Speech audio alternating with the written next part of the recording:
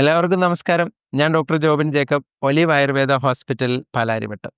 ഞാനിന്ന് നിങ്ങളോട് പറയാനായിട്ട് പോകുന്നത് ഇയർ ഇംബാലൻസ്, വെർട്ടിഗോ എന്ന അസുഖത്തെ പറ്റിയാണ്.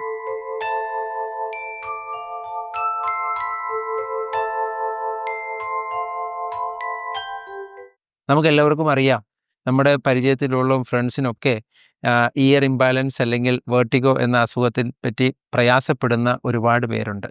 ഇവരെല്ലാം ഒരുപാട് ചികിത്സയും എക്സസൈസും മറ്റു കാര്യങ്ങളെല്ലാം ചെയ്യുന്നുണ്ട്. എന്നാലും ഇവർക്കൊരു കംപ്ലീറ്റ് റിക്കവറി അല്ലെങ്കിൽ ശാശ്വതമായിട്ടുള്ളൊരു പരിഹാരം ഇവർക്ക് ലഭിക്കുന്നില്ല.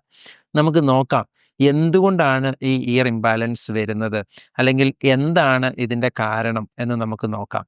അത് അറിഞ്ഞെങ്കിൽ മാത്രമേ നമുക്കിതിൻ്റെ പൂർണ്ണമായിട്ടുള്ള ഒരു പരിഹാരത്തിലേക്ക് പോകുവാനായിട്ട് സാധിക്കുകയുള്ളൂ. ഇയർ ഇംബാലൻസ് അല്ലെങ്കിൽ വെർട്ടിഗോ എന്ന് പറയുന്ന അസുഖത്തിൻ്റെ പ്രധാന കാരണം എന്ന് പറയുന്നത് ഇൻഫ്ലമേഷനാണ്. ചെവിയുടെ ഭാഗത്ത് ഉണ്ടാകുന്ന ഇന്നർ ഇയർ, ചെവിയുടെ ഉൾഭാഗത്തിൽ ഉണ്ടാകുന്ന നീർക്കെട്ടാണ് ഇതിൻ്റെ പ്രധാന കാരണം എന്ന് പറയുന്നത്.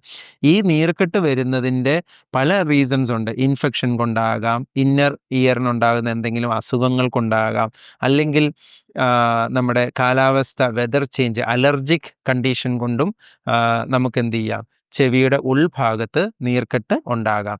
ഇങ്ങനെ നീർക്കെട്ട് വരുമ്പോൾ ഉണ്ടാകുന്ന പ്രതിഭാസമാണ് ഇയർ ഇംബാലൻസ് അല്ലെങ്കിൽ വെർട്ടിഗോ എന്ന് പറയുന്നത്. അപ്പം ഇതിൻ്റെ പ്രധാന കാരണം എന്ന് പറയുന്നത് ഇൻഫ്ലമേഷൻ തന്നെയാണ്. അപ്പം ഈ ഇൻഫ്ലമേഷൻ വരുന്നത് എന്തുകൊണ്ടാണെന്ന് ചോദിച്ചു കഴിഞ്ഞാൽ മെയിൻ സോഴ്സ് എന്ന് പറയുന്നത് തലനീരിറക്കം എന്ന് പറയുന്ന പ്രതിഭാസമാണ്. അപ്പോൾ ഈ തലനീരിറക്കം എന്തുകൊണ്ടാണ് സംഭവിക്കുന്നത് എന്ന് ചോദിച്ചു കഴിഞ്ഞാൽ, ഈ തലനീരിറക്കം ഉണ്ടാകുന്നത് മെജോറിറ്റി അലർജിക് പേഷ്യൻസിനാണ്. അലർജി ഉള്ളവരിൽ കാണുന്ന ഒരു പ്രതിഭാസമാണ് തലനീരിറക്കം എന്ന് പറയുന്നത്.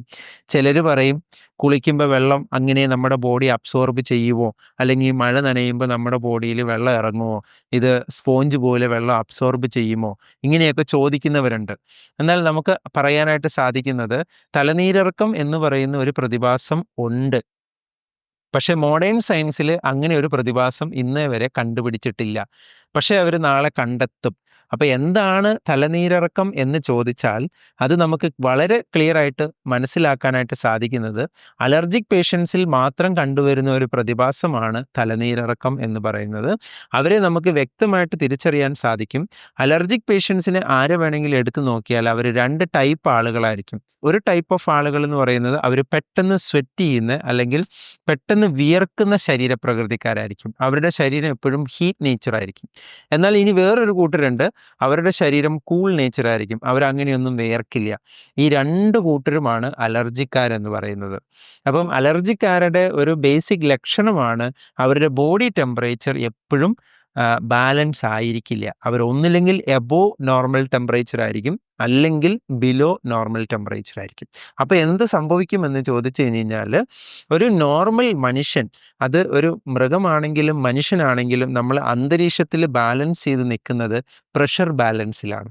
അപ്പോൾ എങ്ങനെയാണ് പ്രഷർ ബാലൻസ് ചെയ്ത് നിൽക്കുന്നതെന്ന് ചോദിച്ചു കഴിഞ്ഞാൽ, പ്രഷറും ടെമ്പറേച്ചറും ഡയറക്റ്റ് പ്രപ്പോർഷനാണ്. അപ്പോൾ അതുകൊണ്ട് തന്നെ നമ്മൾ ടെമ്പറേച്ചർ ബാലൻസ് ചെയ്ത് നിന്നെങ്കിൽ മാത്രമേ നമുക്ക് ഈ ഭൂമിയിൽ പ്രഷർ ബാലൻസിൽ നിൽക്കാനായിട്ട് സാധിക്കുകയുള്ളൂ. അപ്പം ഈ അലർജിക്കാരുടെ ടെമ്പറേച്ചർ എപ്പോഴും നോർമൽ ടെമ്പറേച്ചറിൽ നിന്ന് ഡിഫറെൻ്റ് ആയിരിക്കും. ഇവരുടെ ബോഡി ഒന്നില്ലെങ്കിൽ എബോ നോർമൽ ടെമ്പറേച്ചർ ആയിരിക്കും, അല്ലെങ്കിൽ ബിലോ നോർമൽ ടെമ്പറേച്ചർ ആയിരിക്കും. അപ്പോൾ എന്ത് പറ്റും, ഇവരുടെ ടെമ്പറേച്ചർ ഡിഫറൻസ് വരുമ്പോൾ ഓട്ടോമാറ്റിക്കായിട്ട് ഇവർക്ക് പ്രഷർ ഡിഫറൻസ് വരും. ഈ പ്രഷർ ഡിഫറൻസ് നമുക്ക് എങ്ങനെ ഐഡൻറ്റിഫൈ ചെയ്യാമെന്ന് ചോദിച്ചു കഴിഞ്ഞാൽ, തീർച്ചയായിട്ടും നമുക്ക് പറ്റും. നമ്മൾ ഹൈറ്റിലേക്ക് പോകുമ്പോൾ, എക്സാമ്പിൾ ഹിൽസിലൊക്കെ നമ്മൾ മുകളിലേക്ക് കയറുമ്പോൾ നമ്മുടെ ബോഡി ടെമ്പറേച്ചർ വ്യത്യാസം വരും.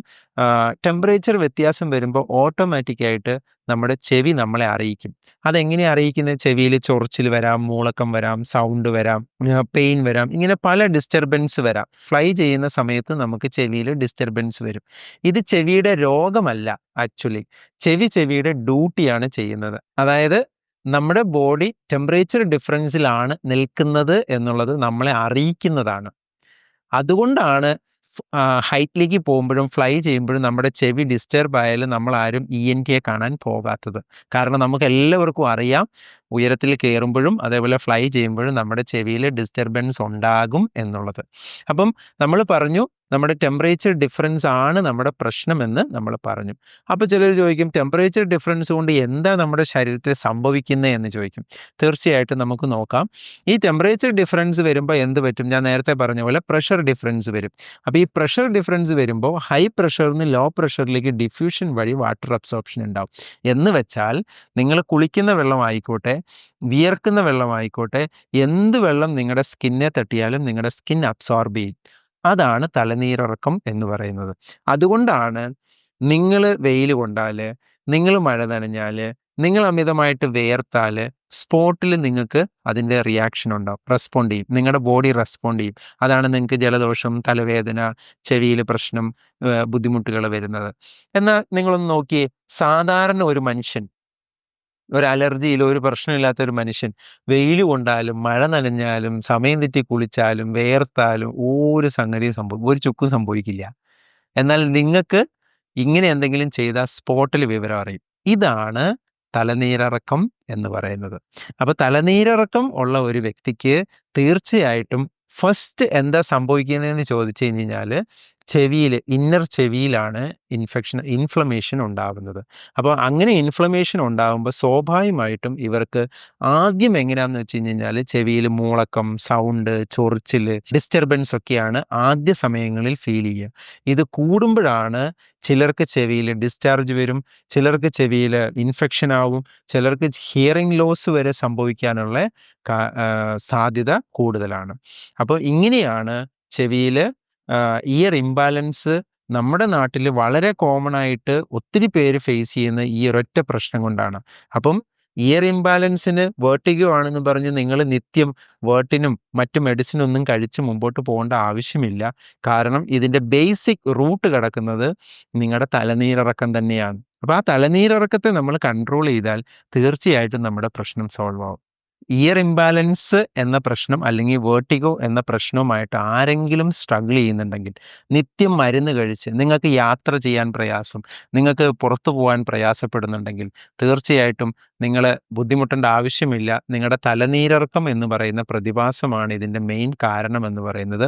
അത് നിങ്ങൾ കൺട്രോൾ ചെയ്യുകയാണെങ്കിൽ തീർച്ചയായിട്ടും നിങ്ങൾക്ക് നിങ്ങളുടെ പ്രോബ്ലം സോൾവ് ചെയ്യാനായിട്ട് സാധിക്കും. ഇതിനെപ്പറ്റി കൂടുതൽ നിങ്ങൾക്ക് എന്തെങ്കിലും അറിയണമെന്നുണ്ടെങ്കിൽ തീർച്ചയായിട്ടും നിങ്ങൾക്ക് കോൺടാക്റ്റ് ചെയ്യാം. Olive Ayurveda hospital, Palarivattom. Thank you.